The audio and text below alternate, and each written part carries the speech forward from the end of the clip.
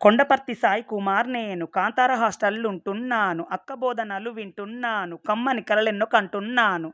నక్కతోక నేను తొక్కినాను. అక్కకు తమ్ముణ్ణైపోయాను. సుగుణమాత మా అక్కనే ఉంటది గల్లీల పక్కనే. కనకదుర్గమ్మనే ఇచ్చింది మాకు. ఎవ్వరు లేకున్నా లేదు పరాకు. అక్కంటేనే దుర్గమాత లెక్క. అక్క చెప్పిందంటే అయితది పని పక్క. దయతోటి దుర్గమ్మ దత్తత ఇచ్చింది. అక్క రూపంలో మా ఇంటికి వచ్చింది. సుగుణమాత మా అక్కనే ఉంటది గల్లీల పక్కనే.